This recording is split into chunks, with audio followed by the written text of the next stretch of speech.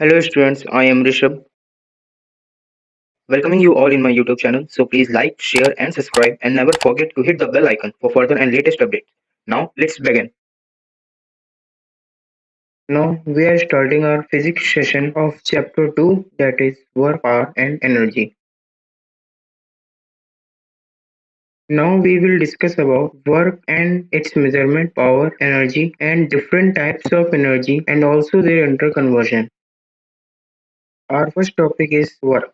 Work is said to be done only when the force applied on a body makes the body move from its place. इसका मतलब हुआ कि जब भी कोई फोर्स किसी भी बॉडी पे लगेगी तो वो फोर्स उस बॉडी को अगर की ओरिजिनल पोजीशन से डिस्प्लेस कर देती तो अप्लाइड फोर्स और उस अप्लाइड फोर्स से प्रोड्यूस हुए डिस्प्लेसमेंट के मल्टीप्लिकेशन के मैग्नीट्यूड को वर्क बोलते हैं। अब हम बात करेंगे अपने next topic measurement of work को लेकर। किसी भी ऑब्जेक्ट पे कोई भी वर्क दो फैक्टर्स पे डिपेंड करता है। पहला जो भी फोर्स का मैग्नीट्यूड है और दूसरा जितना भी डिस्प्लेसमेंट उस फोर्स से प्रोड्यूस हो रहा है। उन दोनों के मल्टीप्लिकेशन को ही वर्क बोलते हैं। अब हम वर्क के एक्सप्रेशन को देखेंगे। वर्क के एक्सप्रेशन दो पार्ट्स में डिफाइन करेंगे। पहला कंपोनेंट ऑफ फोर्स के टर्म में और दूसरा कंपोनेंट ऑफ डिस्प्लेसमेंट के टर्म में।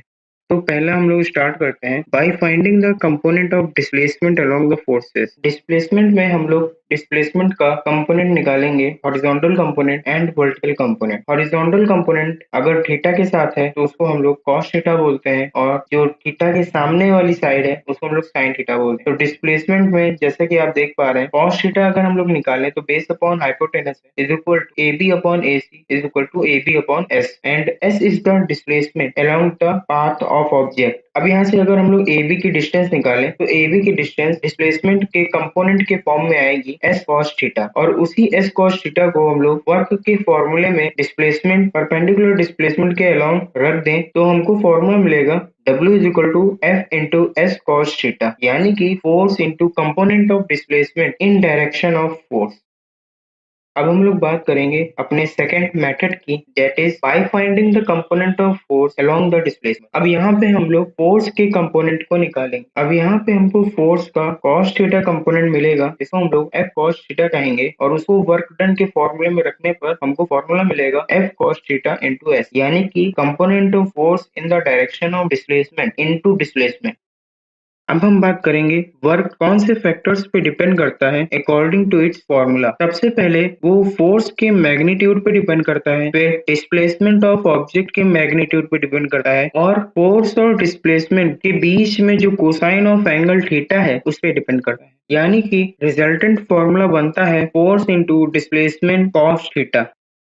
अब हम कुछ केसेस के बारे में स्टडी करेंगे जो रिलेटेड है वर्क से। पहला केस है अगर डिस्प्लेसमेंट एंड फोर्स के बीच में जो कॉस थीटा एंगल है अगर वो जीरो हो तो हमारा जो वर्क डन होगा वो पॉजिटिव वे में होगा। यानी कि एक एग्जांपल से समझते हैं, अगर एक बॉल को किसी बिल्डिंग से गिरा दिया जाए तो उस पर लगने वाली ग्रेविटेशनल फोर्स उसी डायरेक्शन में होगी जिस डायरेक्शन में बॉल गिर रही होगी, यानी कि towards the centre of earth. इसका मतलब हुआ कि जिस डायरेक्शन में फोर्स है उसी डायरेक्शन में डिस्प्लेसमेंट है और दोनों के बीच का एंगल जीरो है और जो भी वर्क डन हुआ वो पॉजिटिव हुआ। क्योंकि अगर हम लोग कॉस थीटा की वैल्यू वर्क डन के फॉर्मूले में रख दें यानी कि cos theta is equal to cos zero, तो कॉस जीरो की वैल्यू होती है +1, तो हमारा वर्क डन भी पॉजिटिव सेंस में हुआ या फिर सिंपल लैंग्वेज में वर्क डन पॉजिटिव हुआ।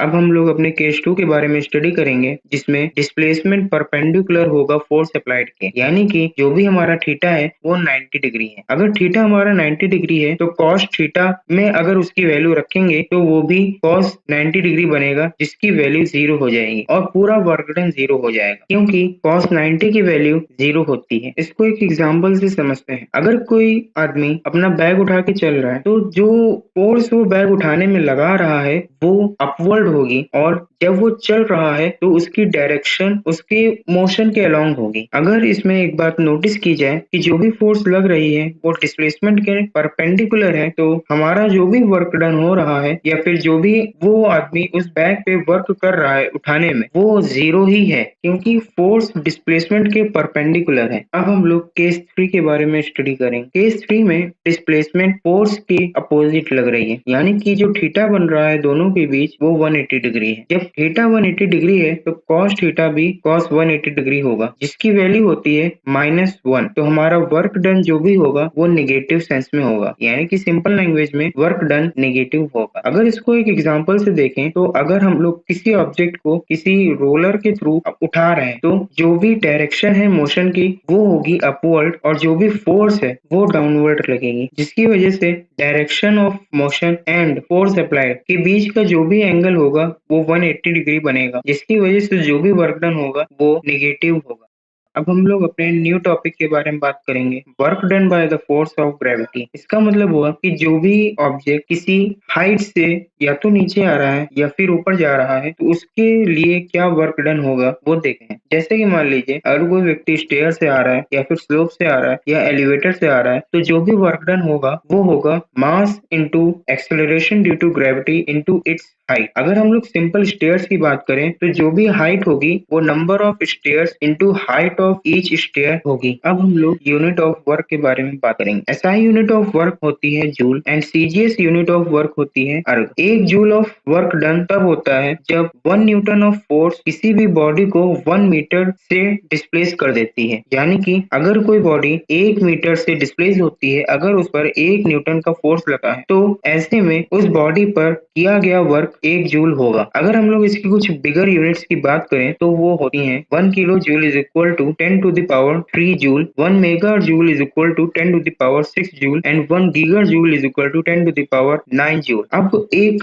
रिलेशन देखते हैं हम लोग जूल और अर्ग के बीच में। तो 1 joule is equal to 1 newton into 1 metre, अभी हम लोगों ने डेफिनेशन में पढ़ा और पिछले सेशंस में हम लोगों ने पढ़ा था कि 1 newton is equal to 10 to the power 5 dyne होता है और 1 metre is equal to 10 to the power 2 centimetre होता है। यानी कि अगर हम लोग 1 जूल में 1 न्यूटन और 1 मीटर की वैल्यू रख दें तो हमको मिलेगा 1 joule is equal to 10 to the power 7 erg. अब हम लोग बात करेंगे अपने नेक्स्ट टॉपिक पावर के बारे में। The rate of doing work is called power, यानी कि किसी भी वर्क को करने में जो भी टाइम लगता है उसको हम लोग पावर कहते हैं। और जो पावर होती है वो एक स्केलर क्वांटिटी होती है, यानी कि पावर के पास सिर्फ और सिर्फ मैग्नीट्यूड होता है, कोई भी डायरेक्शन नहीं हो। इसका फॉर्मूला होता है work done upon time taken. Power दो फैक्टर्स पे डिपेंड करता है, amount of work done by the source and time taken by the source. अब हम लोग पावर की यूनिट के बारे में बात करेंगे। एसआई यूनिट ऑफ पावर होती है वॉट। अगर किसी बॉडी पर 1 जूल का वर्क डन होता है 1 सेकंड के लिए तो जो भी पावर स्पेंड होती है उसको हम लोग 1 वॉट कहते हैं। अब पावर की कुछ बिगर यूनिट्स की बात करें तो उसमें सबसे बिगर यूनिट होती है हॉर्स पावर। ये पावर मैकेनिकल इंजीनियरिंग में काम आती है। 1 हॉर्स पावर होता है 746 वॉट, यानी कि 0.746 किलो वॉट। अब हम लोग अपने नेक्स्ट टॉपिक एनर्जी के बारे में बात करेंगे। इसको अगर हम लोग सिंपल लैंग्वेज में समझें तो the tendency of doing work by any body is known as energy, यानी कि किसी भी बॉडी से जो भी काम होता है उस काम को करने के लिए जो भी कैपेसिटी लगती है बॉडी से उसको हम लोग एनर्जी बोलते हैं। अब हम लोग बात करेंगे यूनिट ऑफ एनर्जी की। SI unit of energy joule होती है, सीजीएस यूनिट ऑफ एनर्जी अर्ग होती है और कुछ बिगर यूनिट भी होती है एनर्जी की, जैसे कि watt hour and kilo watt hour. 1 watt hour होता है 3600 joule and 1 kilo watt hour होता है 3.6 into 10 to the power 6 joule. फिर आती है calorie. 1 calorie is equal to 4.18 joule and 1 electronvolt is equal to 1.6 into 10 to the power -19 joule. ये सारी values आपको आपके न्यूमेरिकल्स सॉल्व करने में मदद करेंगी। अब हम लोग देखेंगे कि एनर्जी कितने फॉर्म्स में होती हैं। अब हम लोग मैकेनिकल एनर्जी के बारे में बात करेंगे। जब भी कोई बॉडी रेस्ट में होती है या फिर मोशन में होती है तो उसके पास जो भी एनर्जी प्रोसेस होती है, यानी कि जो भी एनर्जी उसके पास सेव होती है उसको हम लोग मैकेनिकल एनर्जी बोलते हैं। ये 2 टाइप्स की होती हैं, पहली पोटेंशियल एनर्जी एंड दूसरी काइनेटिक एनर्जी। अब हम लोग सबसे पहले पोटेंशियल एनर्जी के बारे में बात करें। जब भी कोई बॉडी अपने स्टेट ऑफ रेस्ट में होती है तो उसके पास जो भी एनर्जी होती है उसको हम लोग पोटेंशियल एनर्जी कहते हैं। इसको कैपिटल यू सिंबल से डिनोट करते हैं। जैसे कि इस एग्जांपल में आपको दिख रहा है कि एक बॉक्स एक सरफेस पे रखा हुआ है और वो तब तक रखा रहेगा जब तक उसे कोई आके उठाए ना। तो इससे हमें ये पता चलता है कि उस बॉक्स के पास अपनी एक खुद की एनर्जी है जिसकी वजह से वो उस सरफेस पे अपनी पोजीशन को मेंटेन करके रख सका है। और वो है पोटेंशियल एनर्जी। अब हम बात करेंगे काइनेटिक एनर्जी के बारे में। अगर कोई बॉडी अपने स्टेट ऑफ मोशन में है तो उसके पास जो भी एनर्जी होगी उसको हम लोग काइनेटिक एनर्जी बोलेंगे, क्योंकि वो मोशन कर रहा है। इसको हम लोग कैपिटल के से डिनोट करते हैं। इस एग्जांपल में आपको समझ में आ रहा होगा कि जैसे कि एक बाइक चल रही है तो उस बाइक के पास अपनी खुद की काइनेटिक एनर्जी है। अब हम लोग पोटेंशियल एनर्जी के फॉर्म्स को डिस्कस करेंगे। सबसे पहले ग्रेविटेशनल पोटेंशियल एनर्जी। अगर कोई ऑब्जेक्ट ग्रेविटेशनल फील्ड में है और वो अपनी खुद की एनर्जी ना खर्च करके ग्रेविटेशनल फील्ड की एनर्जी को यूज कर रहा है मोशन करने के लिए, तो उस ऑब्जेक्ट के लिए वो एनर्जी पोटेंशियल एनर्जी ही कहलाएगी और इसका फॉर्मूला होता है U is equal to M into G into H. अगर एक एग्जाम्पल देखें तो जिस तरह से कोई भी सैटेलाइट अर्थ के चारों ओर चक्कर लगाती है तो सैटेलाइट अपनी खुद की एनर्जी यूज नहीं करती, वो अर्थ की ग्रेविटेशनल फील्ड एनर्जी को यूज करती है मोशन करने के लिए, जिसकी वजह से वो अपने पाथ पे बनी रहे और इस एनर्जी को हम लोग उस सैटेलाइट की ग्रेविटेशनल पोटेंशियल एनर्जी कहते हैं। यहाँ पे स्मॉल m मास है, small g acceleration due to gravity है और small h height of the object from the surface है। अब हम लोग पोटेंशियल एनर्जी की दूसरी फॉर्म यानी कि इलास्टिक पोटेंशियल एनर्जी के बारे में डिस्कस करते हैं। जब भी किसी बॉडी में फोर्स लगाया जाता है और उस फोर्स लगाने के बाद वो अपने शेप को चेंज करती है, शेप को चेंज करने के बाद उसके पास अगर खुद की अपनी एनर्जी होती है तो वो अपनी शेप को रिगेन भी कर सकती है। तो ऐसे प्रॉपर्टी वाले मटेरियल को हम लोग इलास्टिक बॉडी बोलते हैं और इन इलास्टिक बॉडीज के पास जो भी एनर्जी सेव होती है जिससे वो अपने आप को रिगेन करते हैं अपने शेप को, उसको हम लोग इलास्टिक पोटेंशियल एनर्जी बोलते हैं। इसका फॉर्मूला होता है हाफ के इंटू एक्स स्क्वायर। यहाँ पे के स्प्रिंग कांस्टेंट है और एक्स डिस्प्लेसमेंट है।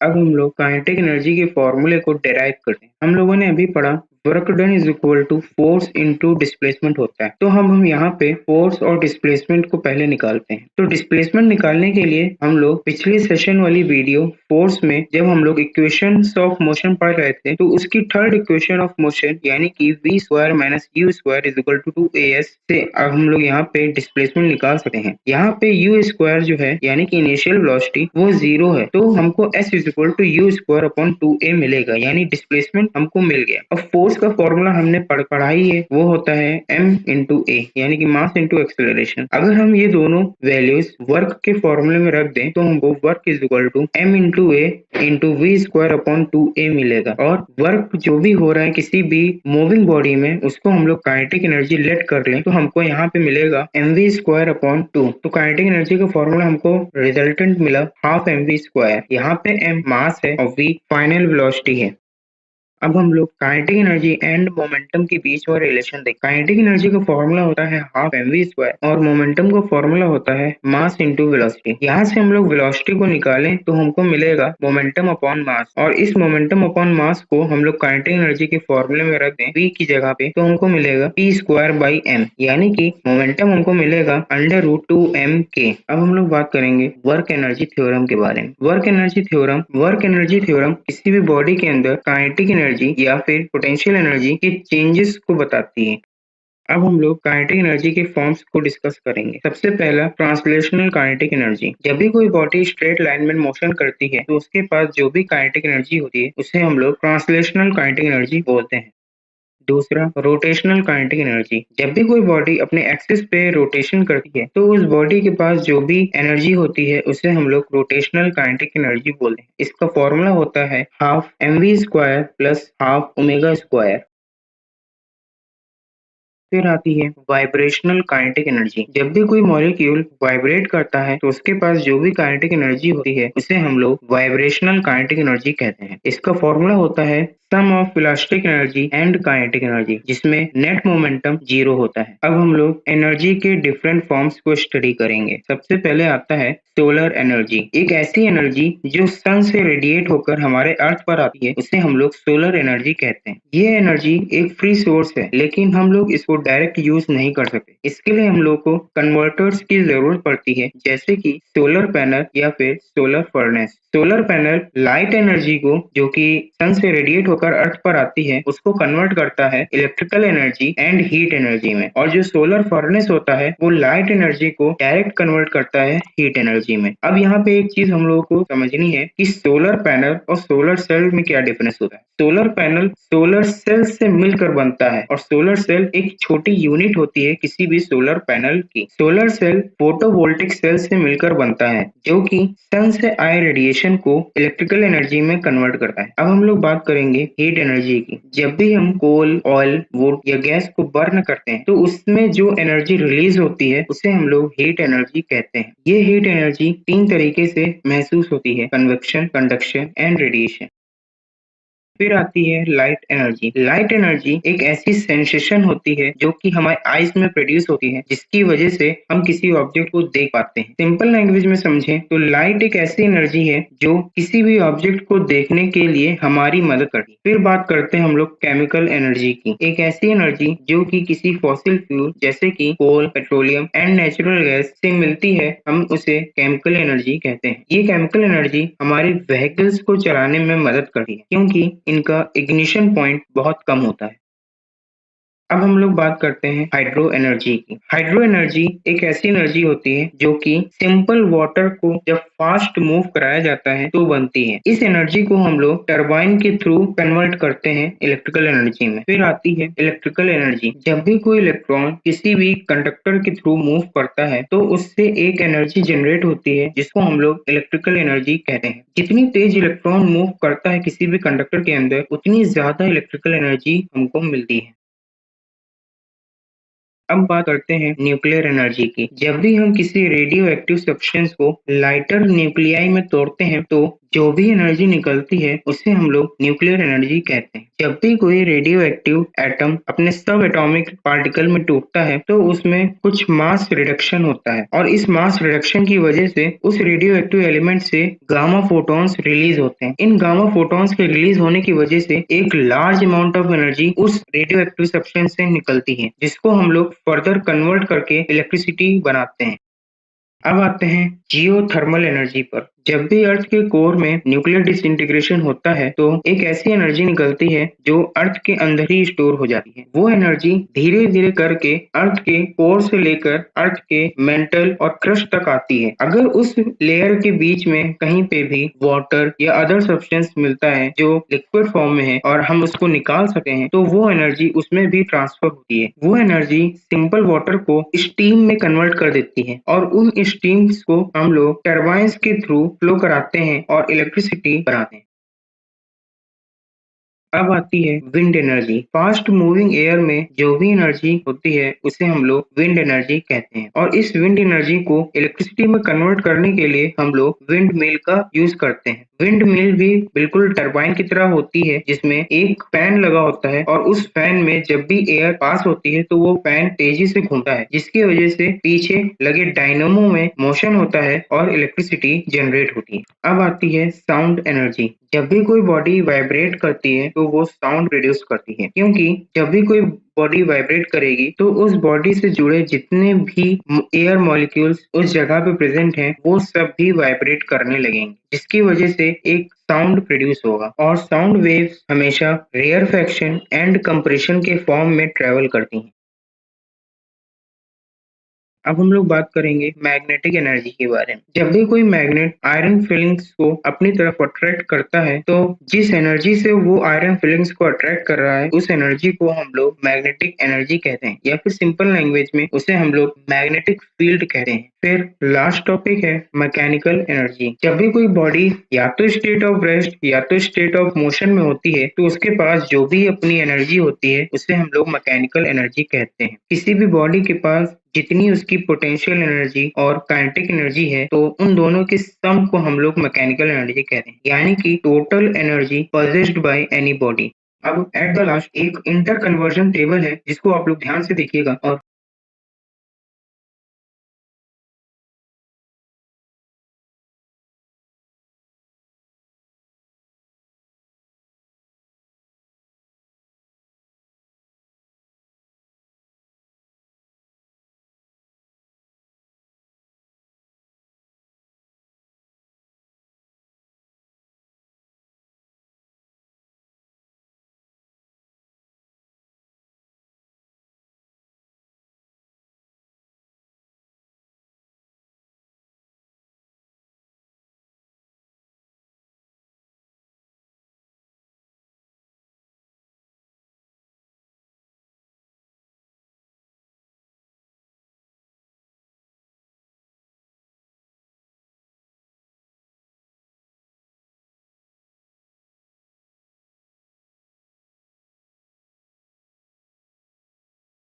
अगर आपको ये वीडियो समझ में आई हो और पसंद आई हो तो इसे लाइक, शेयर एंड सब्सक्राइब ज़रूर कीजिए। अगर कोई स्टूडेंट हो तो वो अपने कलीग फ्रेंड से इस वीडियो को ज़रूर शेयर करें।